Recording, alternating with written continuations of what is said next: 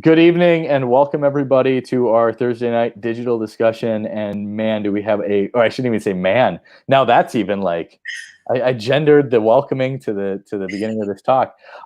Jenny Kalvaitis, welcome to the Milwaukee County Historical Society's digital discussions. Well, thank you for having me tonight. I'm excited to be here. Yeah, we cannot wait to hear about Wisconsin's role in the women's suffrage movement. And I'm just going to stall a little bit to let people kind of log in. If you're viewing after the fact, maybe fast forward just a couple seconds.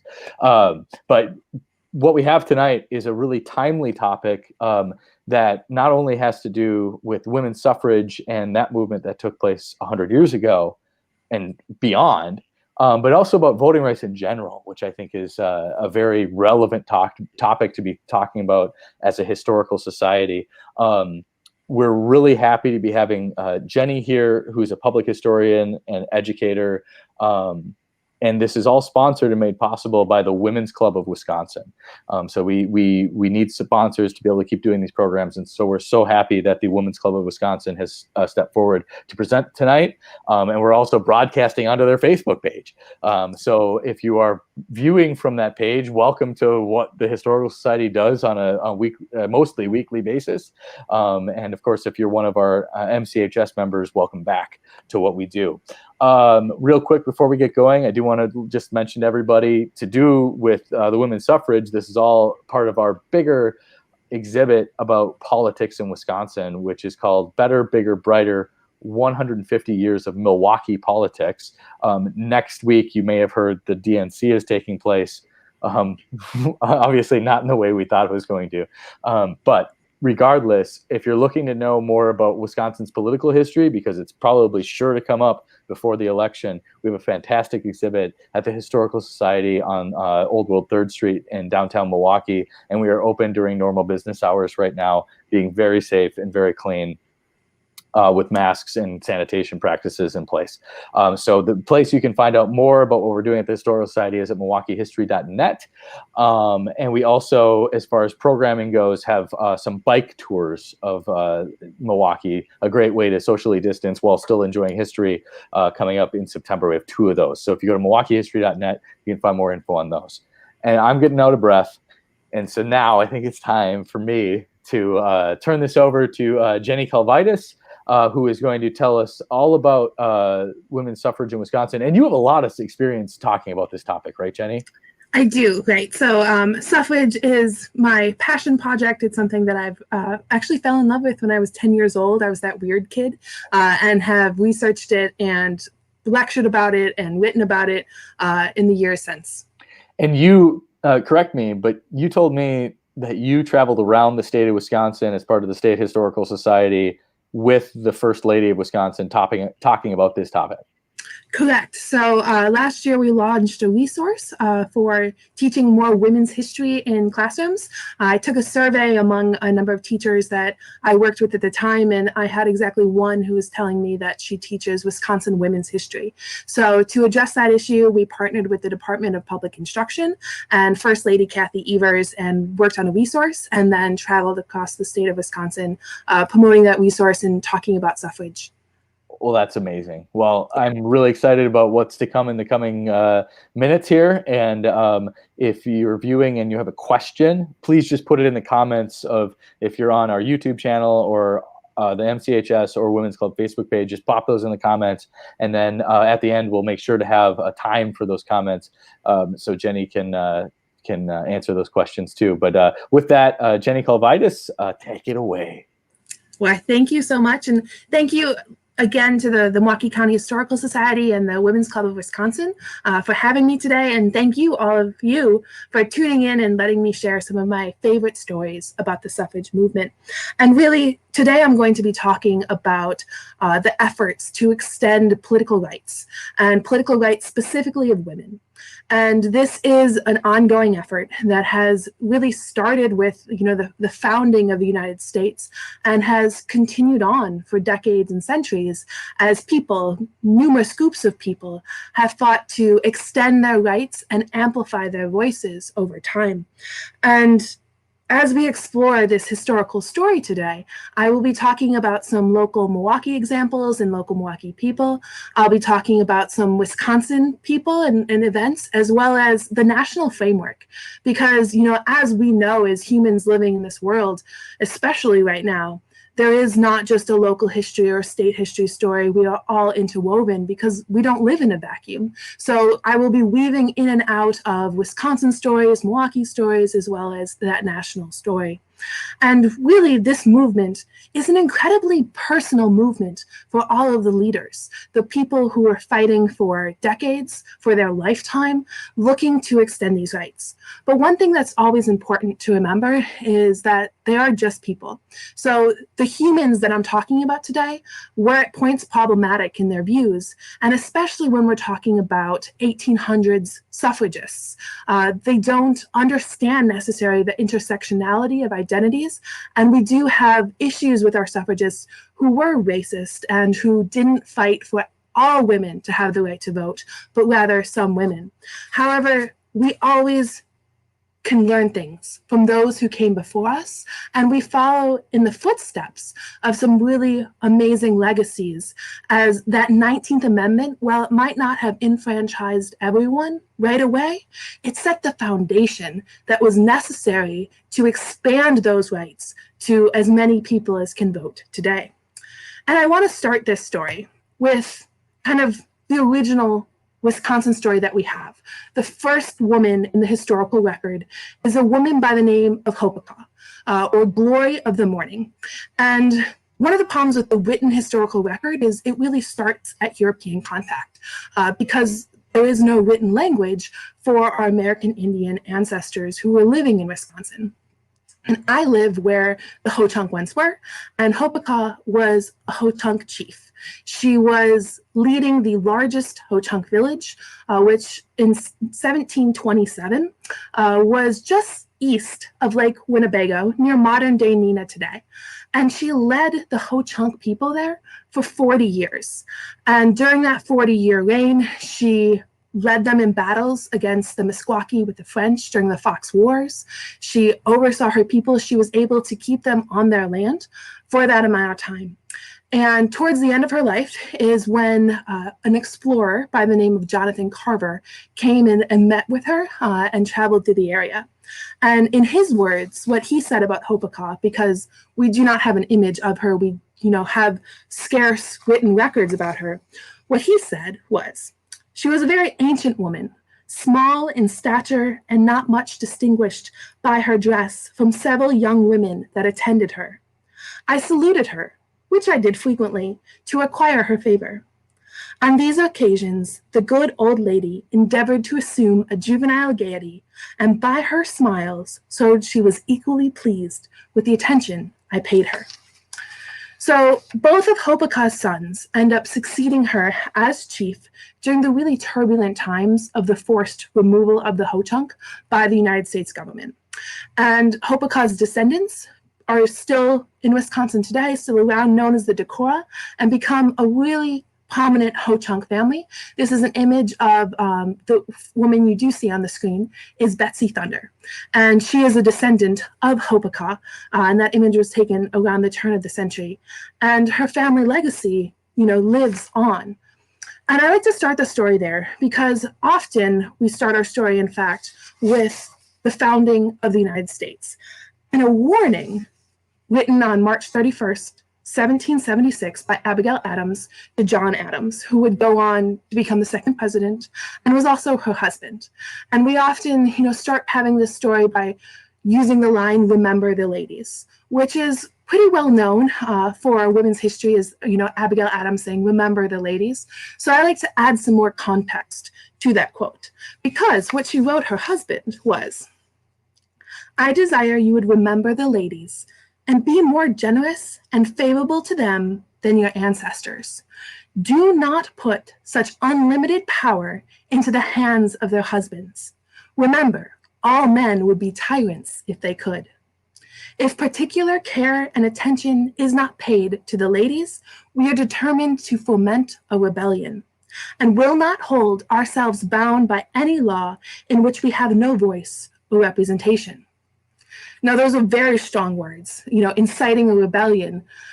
But ultimately, that original body did not remember the ladies. They did not heed Abigail Adams' warning. And kind of the fomenting of a rebellion is arguable to the degree at which we see that arise, but it does happen slowly. And often, as we see with women's movements, originally out of anger for other people, and then turning to looking at the condition of women and forming an organization, calling together a convention. And that's what happens. In 1848, Elizabeth Cady Stanton and Lucretia Mott call together the Seneca Falls Convention and have this discussion about the rights of women. We hold these truths to be self-evident, that all men and women are created equally. We've all heard this phrase or similar to it, perhaps the version with "and women" less often, but that original sentence, which was penned by Thomas Jefferson and appears in the Declaration of Independence, is really well known. And these women take those same words and add them into the Declaration of Sentiments, which is the outcome of that convention. And with those two words of "and women," they really ring the opening bell of a movement that would not stop for 72 years. So it was a momentous occasion. And the Declaration of Sentiments, the convention, was broad in nature, looking at a number of women's rights, not just suffrage. Suffrage was a very contentious idea. The right to vote was a very argued and debated idea. But some of the sentiments that they also shared were about other ideas, such as, and I quote, "He has denied her the facilities for obtaining a thorough education, all colleges being closed against her. He has made her, if married, in the eyes of the law, civilly dead. He has taken from her all property, even the wages that she earns." So in this situation, what does a woman do? What does she have? There's always agency. And in every situation that people find themselves in, there are ways that they can act. And people as people are resilient. So this movement really grows. And so we fight in active moments and quiet ones, in ebbs and flows. Women in Wisconsin, the nation, and the world fight for their political rights for the next 72 years and beyond. But the reality is, of course, that a lot of these women who started this movement, we have Lucretia Mott, Susan B. Anthony, and Elizabeth Cady Stanton on the screen, none of those women made it to the reality of the 19th Amendment or voting. But some women did see that vote. And that's actually remarkable. As a woman from upstate New York went to the Seneca Falls Convention as a child, and she was still alive. She was one of two survivors at the time of that ratification of the 19th Amendment, and recalled as a child going and hearing women talk about women's rights and the impact that it had on her. Now, the other reality is that this movement was divided by race and class very early on, from the start. And even though Lucretia Mott and Elizabeth Cady Stanton, who planned that Seneca Falls Convention, met at an abolitionist meeting in London, there's a huge difference between ending slavery and believing in equality.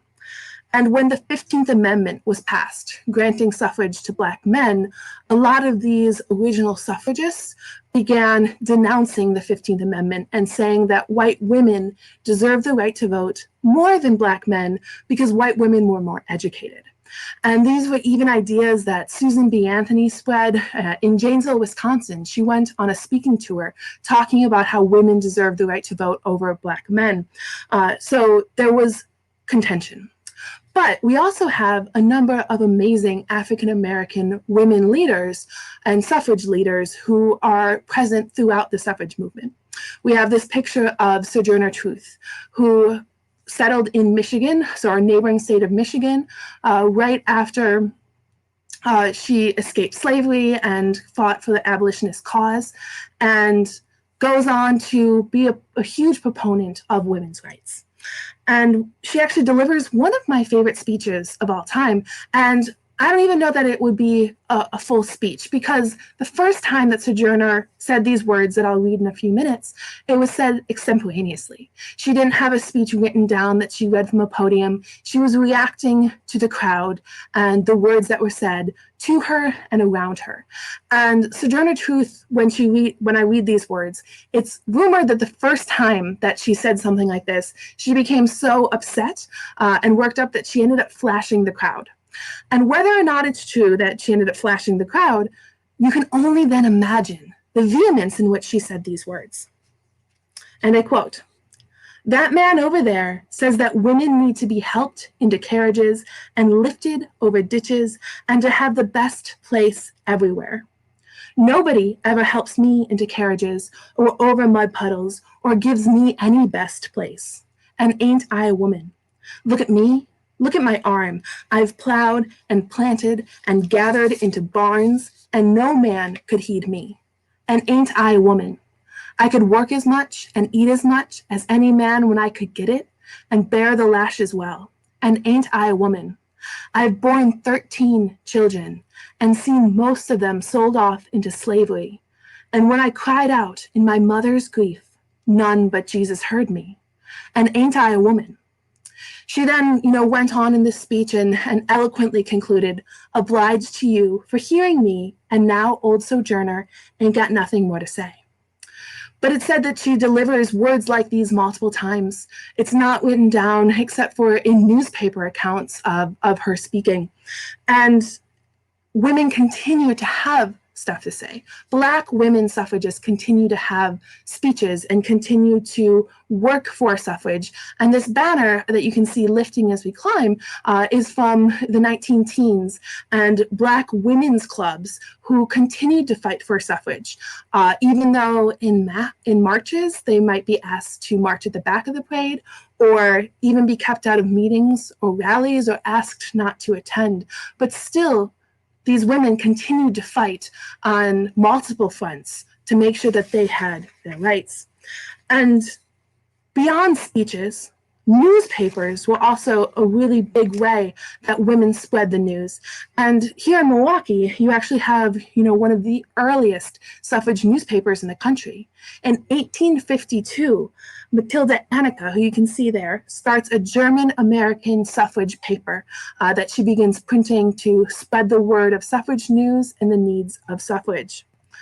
On the national level, we have probably the most well-known suffrage journal that's being printed out of the East Coast, but being read across the United States, and is written by this woman here named Alice Stone Blackwell. And that women's journal has lived on in all of its suffrage coverage, that it took stories from across the United States and shared the progress, shared those demoralizing moments, as well as really tried to cheer up women and convince them that they could keep going, because at points, this movement seemed like there was no progress coming. In Wisconsin as well, this is an image of Miss Emma Brown, and she is actually from my hometown, Fort Atkinson, Wisconsin, and prints the longest running suffrage and temperance paper in the United States. In 1857, Emma and her brother Thurlow begin printing a paper in upstate New York. Shortly thereafter, they move to Wisconsin, and they start printing the Wisconsin Chief, which is a continuation of that paper.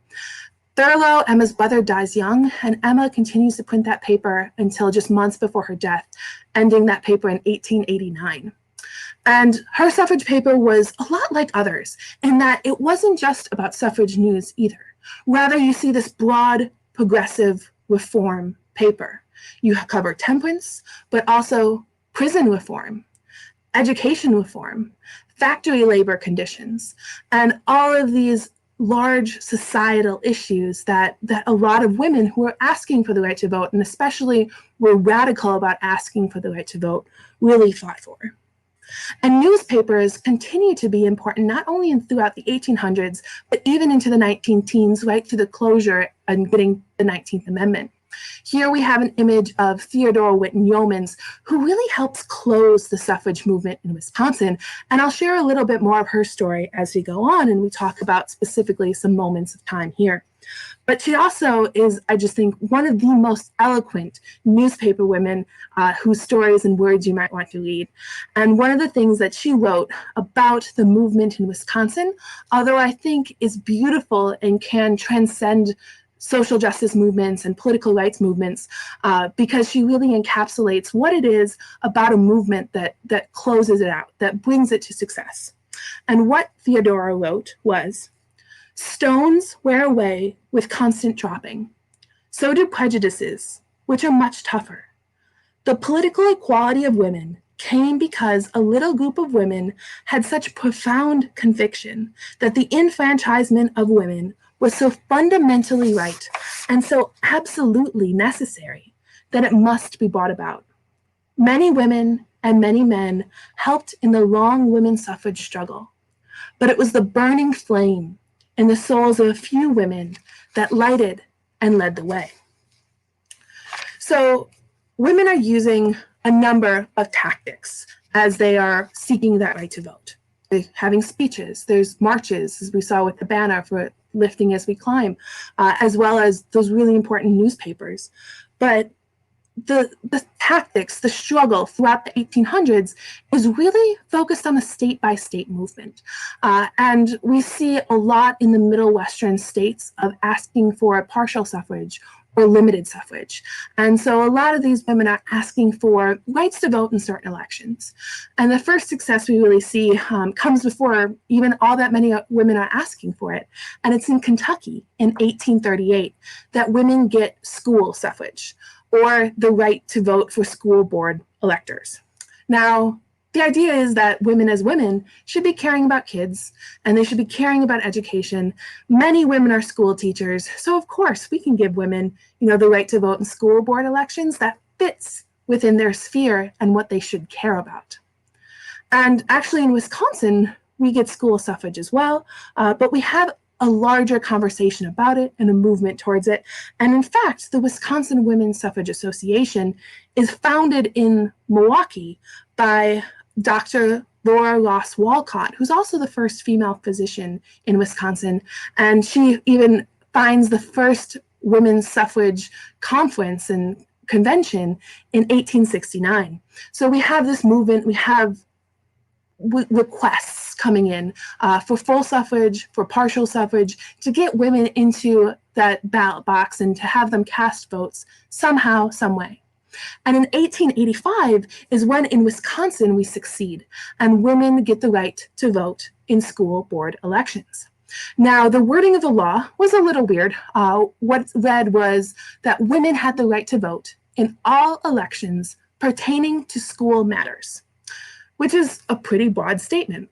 And the law wasn't written the best, so there were actually areas where the clerk did not allow women to vote in a school board election because there wasn't a separate ballot that didn't have the school board with the municipal elections, with all of the other state level elections that happen at once.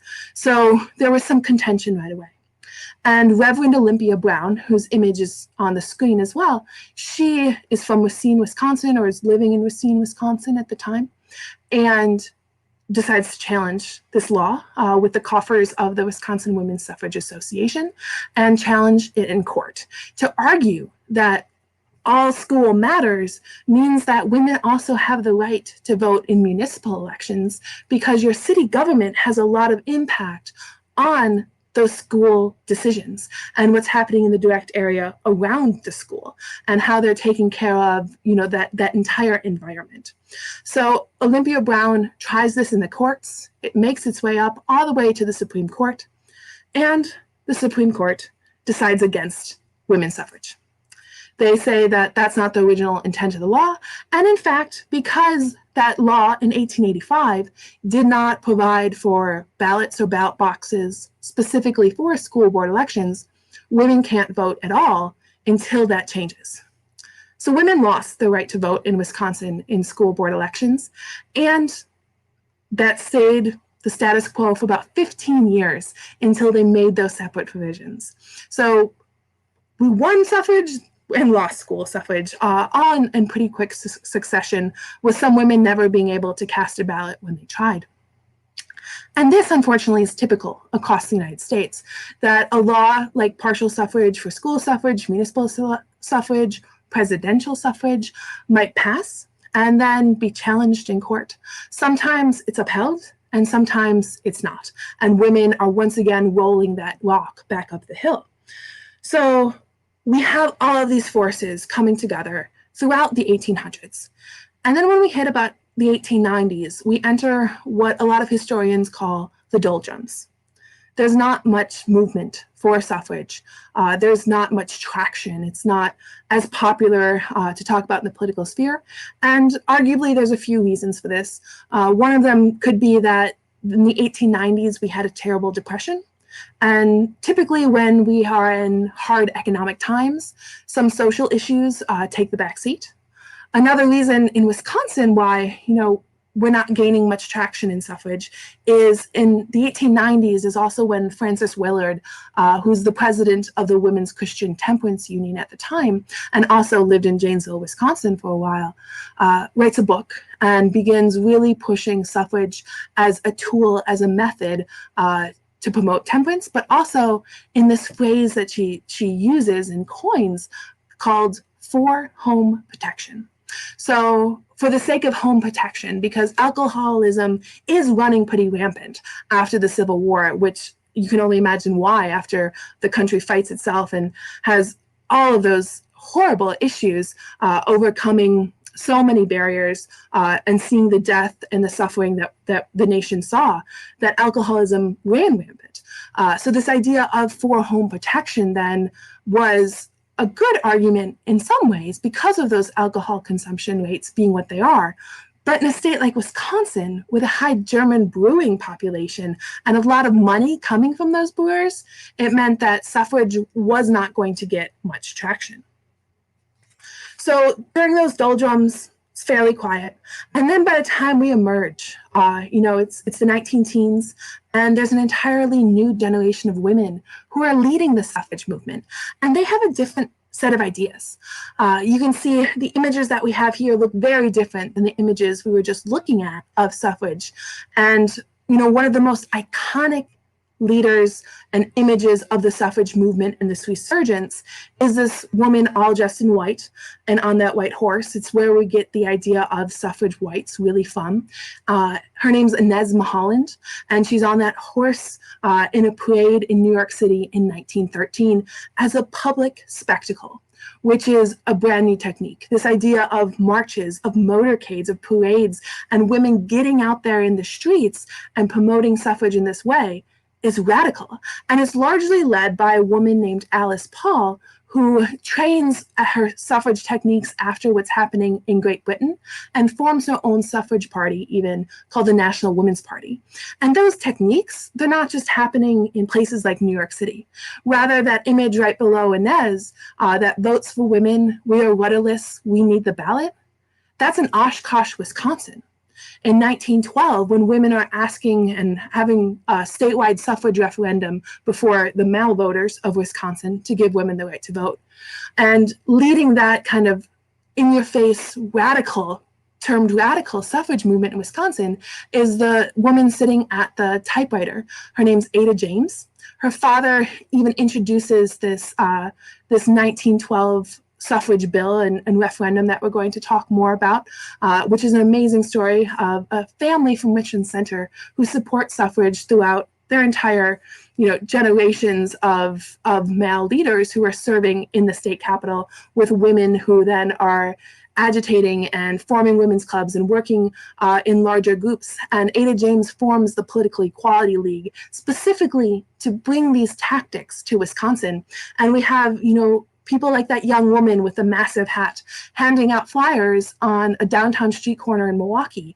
And this shocks some of our fellow Wisconsinites who haven't seen women behave in this way. Previously, you would see women show up to hearings where they're going to talk about suffrage in the state building, and they're sitting in the galleries where they're supposed to sit, knitting. So this is a very different view that we have. And in Wisconsin, these tactics are especially visible in 1912 when we have this referendum. And they're using parades, they're taking motor car tours across the state. They're using stump speeches on corners, handing out leaflets, papering the state with a lot of information. We have flyers like "Give Justice to Women," as well as even pledge cards saying, you're going to vote for women's suffrage on November 5th. And I specifically pulled this one because I think it's cool, and it's a nice piece of paper and artifact. So that is actually Teddy Roosevelt, who was visiting Milwaukee because in 1912, if you know your Teddy stories, he's running once more for president on a progressive ticket called the Bull Moose Party. And he's in Milwaukee, and he signs this pledge card writing, "I'm with you, girls, heart and soul."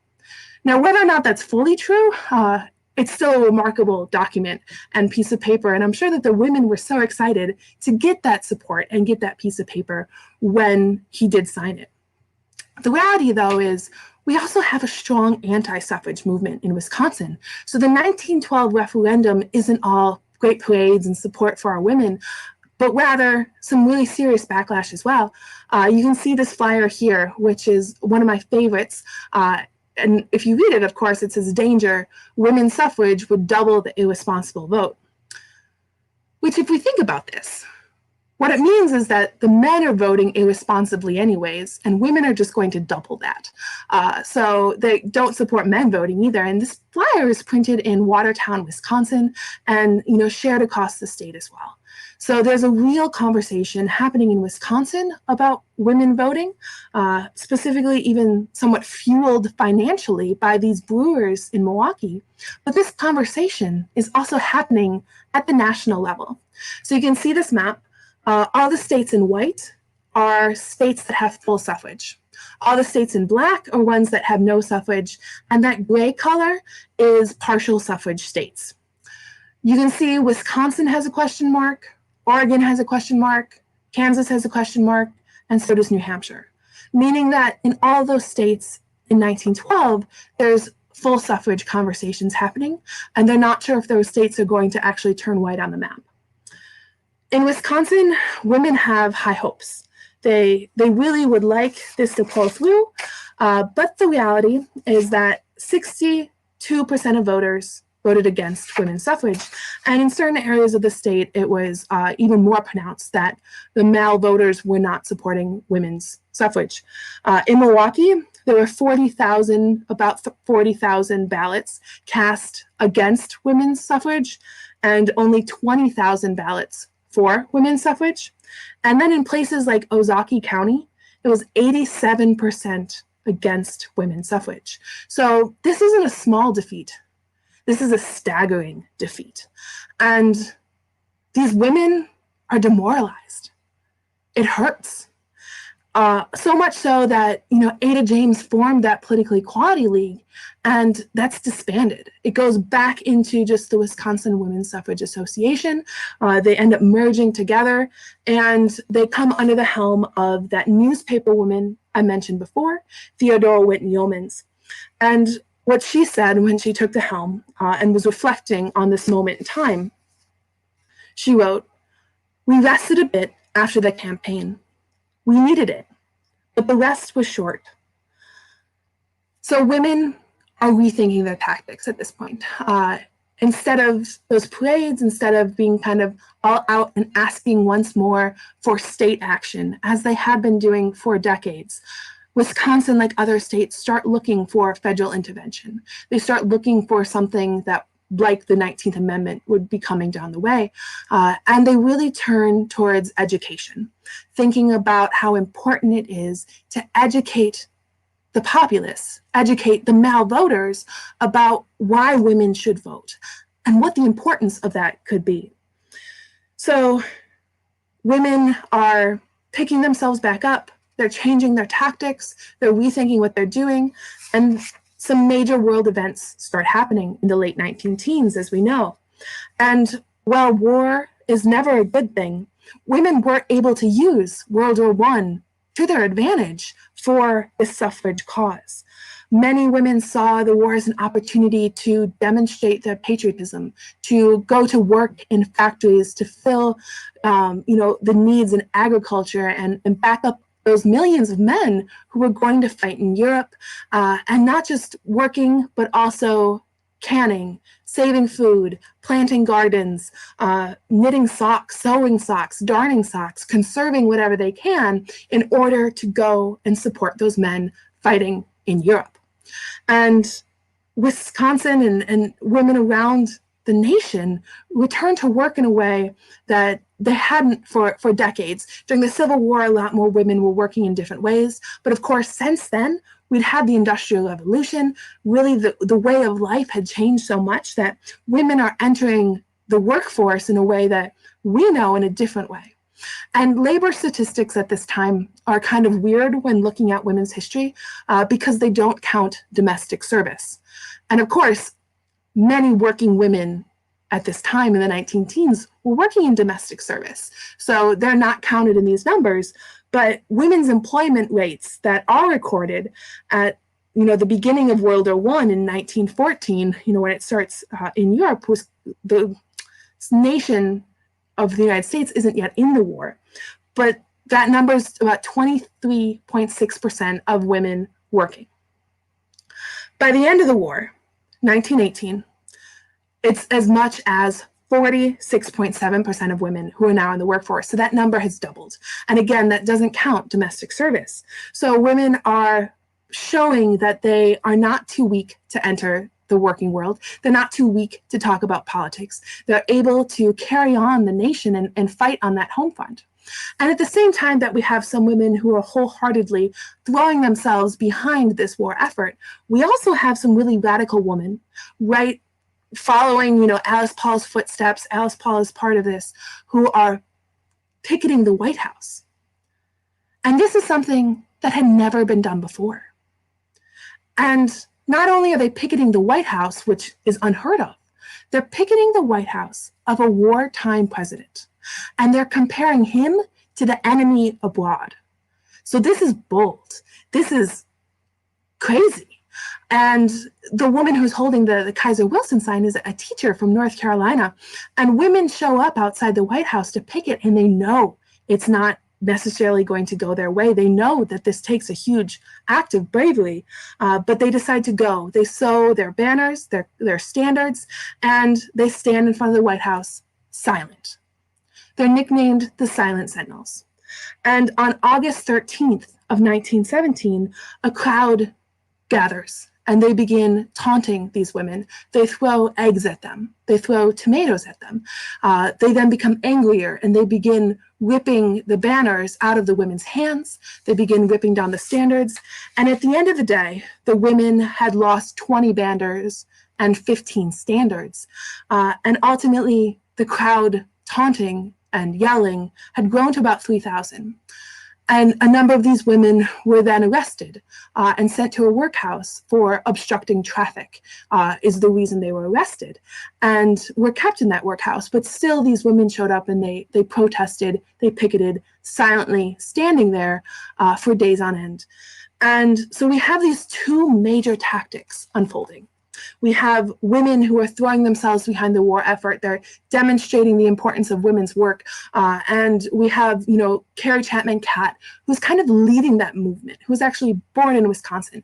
And she's even inside the White House having tea with President Woodrow Wilson, talking to him about suffrage. And then we have the National Women's Party outside picketing that White House. So we have a two-pronged attack for suffrage at this time.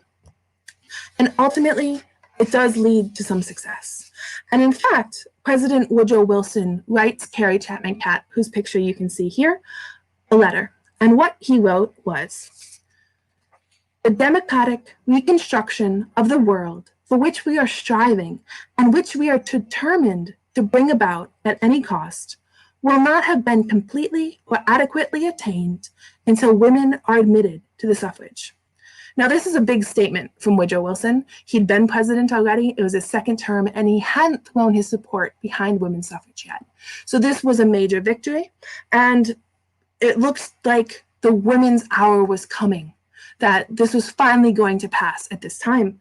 But between January of 1918 and June of 1919, a federal amendment was voted on 5 times and failed.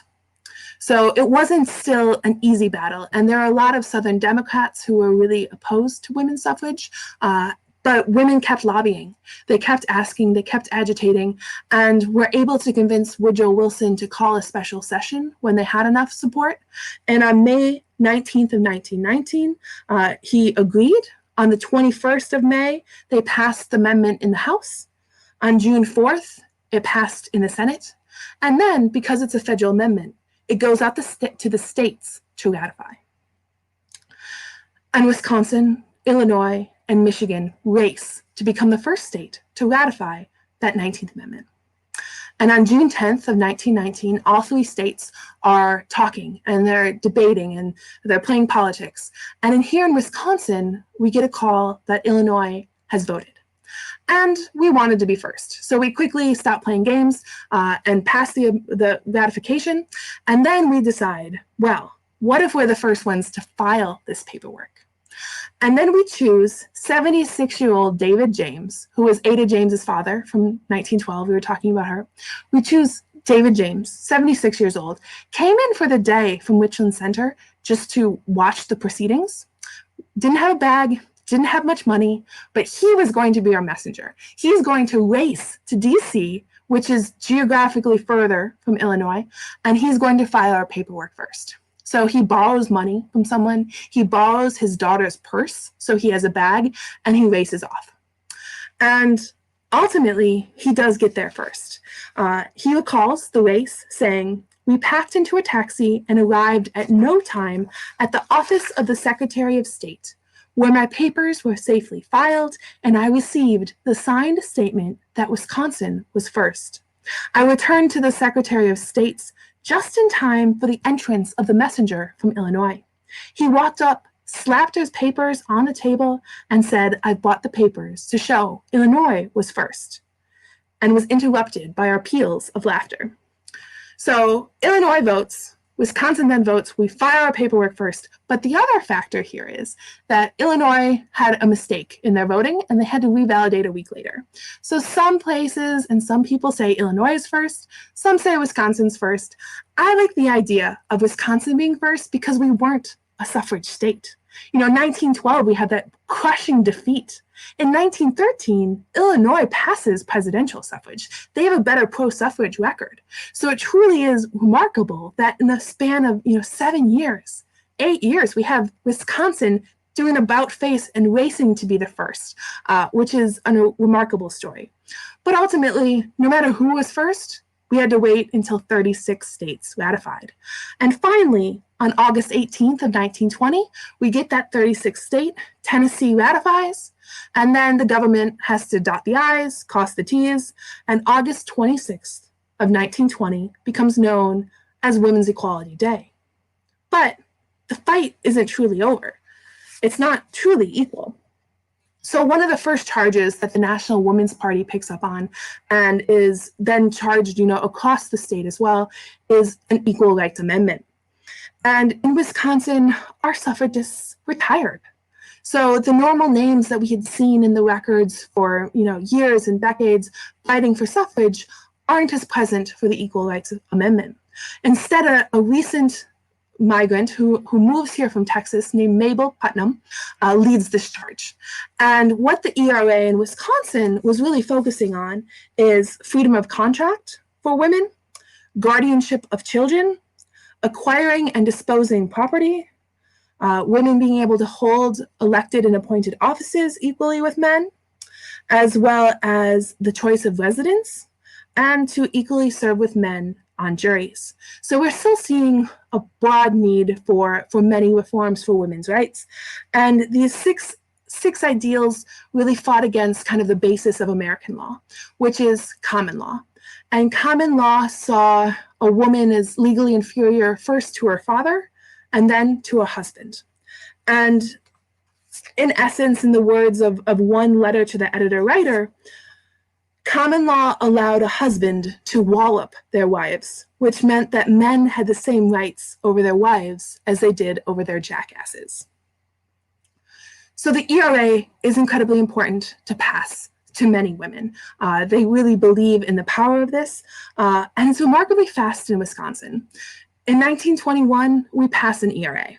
The problem with our ERA is that it's so broad, so sweeping, it's not really enforceable, but we can say we have one, which is unlike many states. In fact, in 1922, Rhode Island, Massachusetts, New York, New Jersey, Maryland, Virginia, South Carolina, Kentucky, and Mississippi all try to pass similar legislation. And they do it in bits and pieces, but they don't pass that sweeping bill like Wisconsin was able to. And the reason that the ERA was so contentious and fought against so much in the 1920s was because a lot of protective labor laws that were passed were often passed sometimes on the basis of sex and rather than just safety. So there were some concerns that by rolling out an ERA, you'd actually lose some really good protective legislation for people because of the way that those laws are worded. In the 1970s, an ERA at the federal level reemerges, and every few years, every now and then, it comes up again. But ultimately, the United States does not have a federal ERA amendment.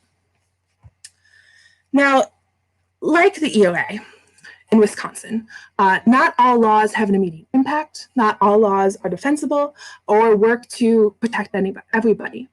And the 1924 Indian Citizenship Act is incredibly important for us to talk about here because, as a law, what it did was said that anybody who was born in the United States is a citizen.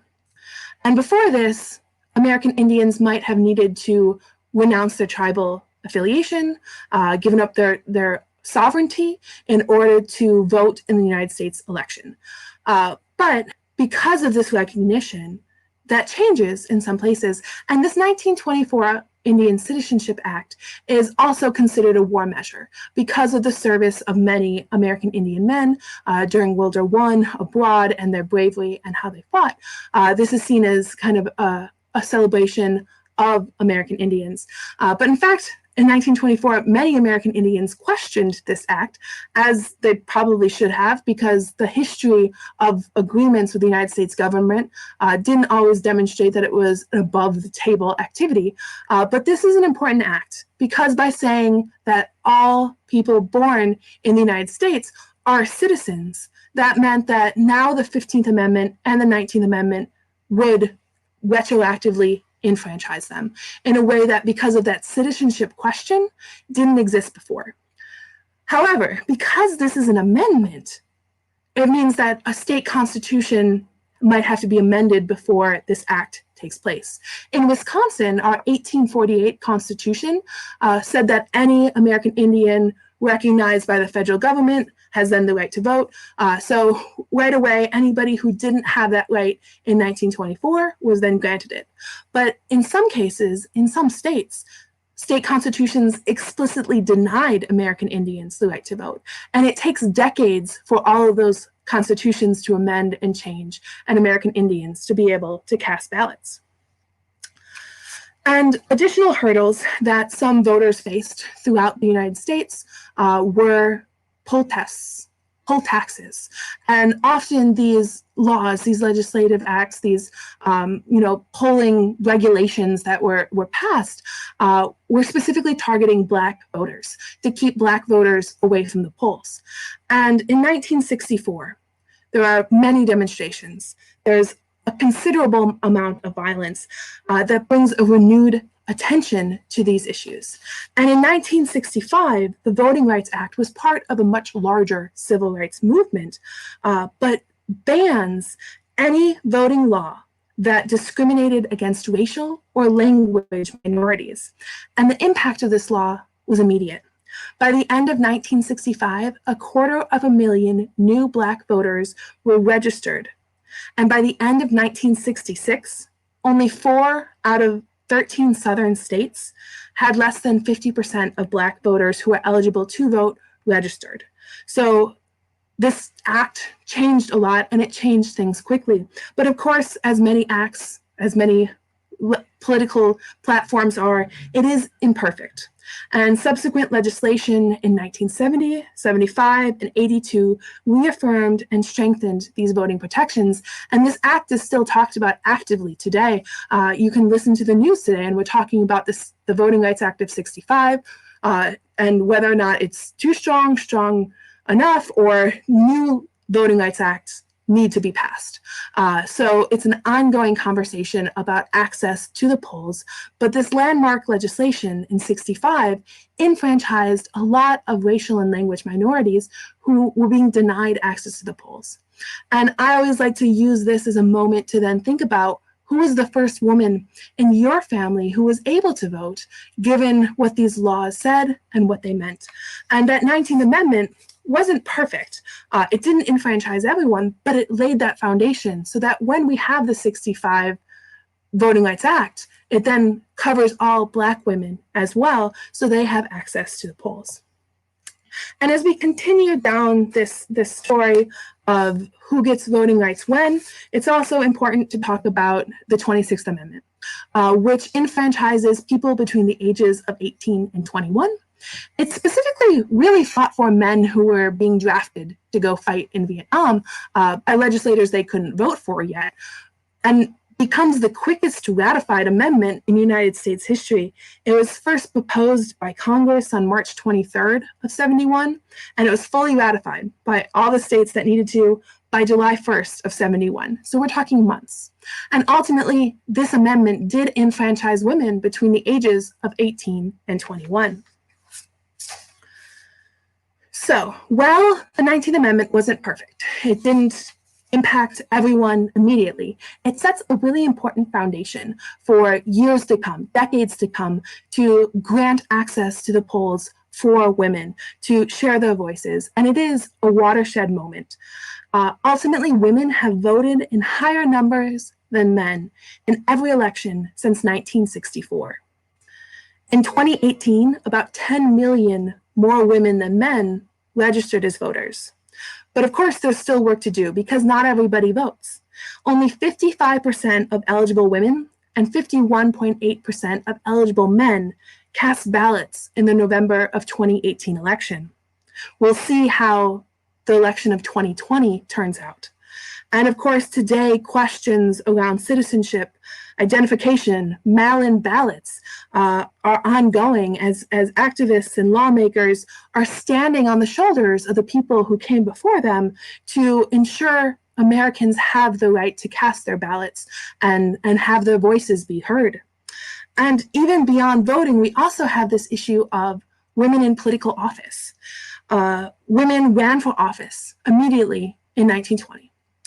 And many of them faced defeat. We had some women get in kind of a nice small pop, generally at some state level positions. But in Wisconsin, we have two women who run for Congress in the 1920s, Theodore Whitney Yeomans, whose name we know well, and Jessie Jack Hooper, who's a big player as well, and is out of Oshkosh, Wisconsin, very well known, huge suffragist. If I had more time, I would have thrown in so many more people.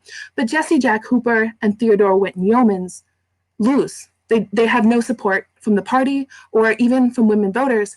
And Jessie Jack Hooper says something like, women are going to have to work as hard to hold political office as they did for suffrage.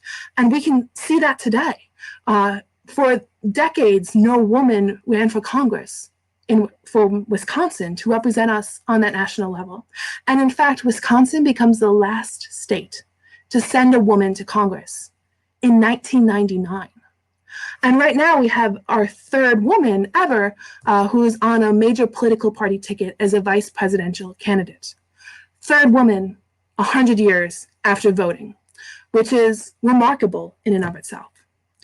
So remember, the right to vote is not something we should take for granted. Generations of Americans from all walks of life fought for access to the polls. So stand on their shoulders and let your voice be heard. And now if we have any questions, I am happy to answer them. Awesome presentation, Jenny. Thank you. Fantastic. I have so many questions. Oh my God, so many questions. But this is also the time for the audience, not just me. I will ask like the first question, but then my hope is that the audience can kind of take over from there, and I'll just kind of present things. So I will start with my first question, because you mentioned the Equal Rights Amendment, and that is still like a hotly debated topic today, and it kind of fizzled out in the 1970s, early 80s. So the big thing there, right, was that like there were women for the Equal Rights Amendment, like Betty Friedan, and you had women against the Equal Rights Amendment, like Phyllis Schlafly. When we look back further than that into the women's suffrage debate, were there women that people against it kind of stood up and said, hey, look, these women don't want to vote?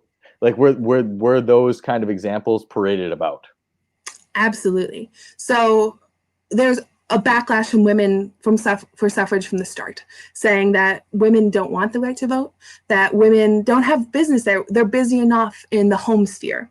Women were supposed to be caring about their families. They're supposed to be caring about, that home world, and the messy political world, that stays to the men. And they enjoy being what's called on the pedestal. They're too good to enter this realm. And it's really not until the very close of the movement that you see less anti-suffrage women voices. But in Wisconsin, we have a lot of evidence of anti-suffrage women. There's letters to the editors. There is a lot of backlash calling suffragists, manly, and they're man haters. It's kind of very similar language that you see through the centuries when you're looking at women's rights movements. And we often start that conversation about an ERA in the 1970s, but truthfully, once Alice Paul and that National Women's Party achieved suffrage, she then dedicates the rest of her life to trying to get an ERA. So that starts in the 20s. And that suffrage support that had kind of coalesced, whether women were on any end of the spectrum, just didn't come together for an ERA. And still, there isn't as much mass movement behind an ERA that we ended up seeing with that coalescing in suffrage. That's very interesting. We have now, so I'm glad I asked the question, because now we have the questions just flooding in. Yeah, that's always interesting to me, like to see how like the different, you still seem to see it framed in debates today where people try to pit different sides against each other, and how that's been done historically. So kind of along that same question that I asked, Leroy is asking, how popular was the issue of suffrage among women in general, or was there kind of a demographic split, urban, rural, rich, poor, like newer immigrants, or people that had been around longer? Longer. Well, that's a great question. Thank you, Leroy. So ultimately, we have, there are splits, right? And we have less historical evidence, some for especially immigrant women who don't have the time, don't have the financial ability and wherewithal to take time out of their day and to go march for suffrage. So it's a very classist movement. But it is said that women are voting when they have the opportunity to. And that's women who are also immigrants. And there is a large movement of women who are seeking for this right to vote, even if they're the washerwoman that can't take off to go to a meeting midday. But we lose those voices, but we see that one of the techniques of women really throughout time is going through and petitioning and visiting women's houses. And there's evidence of some middle and upper class women who go into women's houses and wash dishes with them, or carry the baby and take care of the child while having these political conversations with them. So there is support for suffrage among various groups, but we don't have the same kind of rural-urban divide that we see in today's world, because those structures aren't as in place. That urbanization hasn't happened all that much yet. We really see that start to explode in the 1920s, and then really happens after World War II. So it's a different world for that rural-urban split, because there are many small towns that have suffrage organizations and sewing circles and women's clubs, which is why even Richland Center, Wisconsin, was the hotbed for suffrage in the early 1800s. And of course, we visit Richland Center today, and it's not a metropolis like Milwaukee. It's a very different world in Richland Center from Milwaukee, but you still have organizations in Milwaukee, in Richland Center, in Broadhead, in Oshkosh, in Wausau, and it is widespread. Wow. Sally is going to ask, did husbands strongly encourage their wives? So this is like this cult of domesticity type of thing, right? Yeah.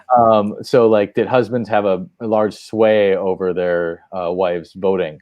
Do you have, is that even something you can even track, because ballots are private, right? Right. So, yeah. So it's hard to track.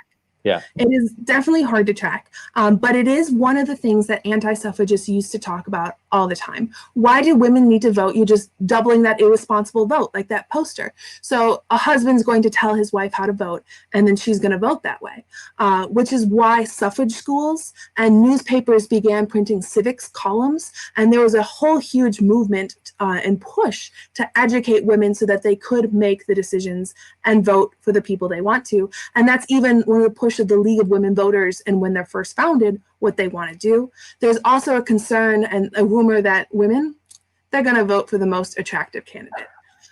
So like we don't have that same data to know if a husband whispered in his wife's ear in the polling booth, we also don't know if they voted for the most handsome man or not. Who says men aren't voting for them? I'm kidding. Come on, like that's ridiculous. Also, evidence would suggest to the contrary for years and years and years, right? Anyway. Photographic evidence. All right, so Nancy's tuning in on YouTube. So this is some like kind of outlier type stuff. So did Mother Jones ever come to Wisconsin? And then questioning about Annie Clements in Calumet, Michigan, and like how did the surrounding movement and states influence Wisconsin's suffrage? Sure. So there are a large number of suffrage stump speakers that are kind of part of the Speakers Bureau across the United States that come. And I don't know of necessarily those specific examples, especially Annie Clemens from Michigan, but we do have a lot of regional speakers who are coming. We have speakers coming up from Illinois. We have Susan B. Anthony coming through early on. So these suffrage conventions often pulled in national level speakers to come, and there are boxes upon boxes upon boxes of archival documents that lays out what those programs look like. And that national framework is so important because there are so much support coming in across the country and speakers who are then seeking to inspire women, not only Wisconsinites, but nationwide.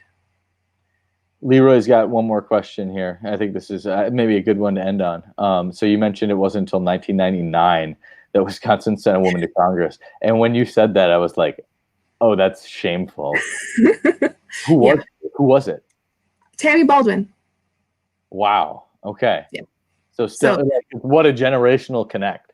Yeah. 1999. That's crazy.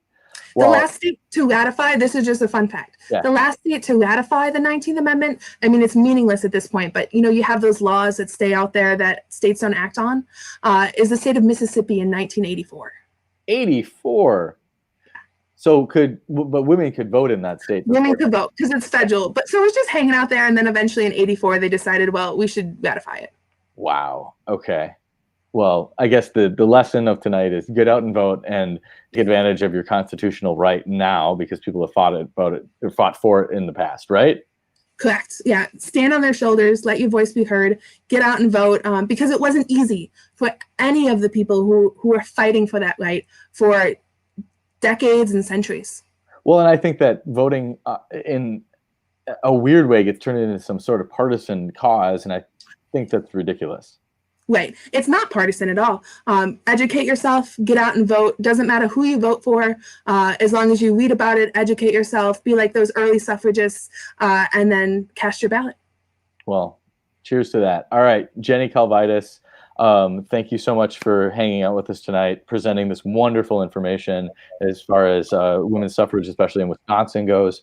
And we really appreciate you being with us tonight. Yeah, my pleasure. Have a great night, all. Yeah, and thank you to the Women's Club of Wisconsin for sponsoring tonight's talk. We really appreciate that too. And everybody have a great weekend. Enjoy what's left of summer.